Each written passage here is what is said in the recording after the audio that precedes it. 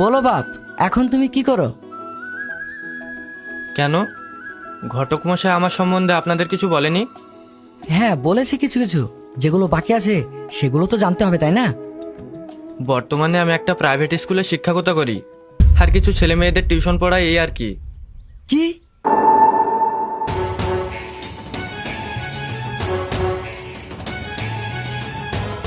সামান্য 2 টাকার মাস্টার হয়ে আমার মেয়েকে বিয়ে করার স্বপ্ন দেখছো? ঘটক, এটা আমি কি শুনছি?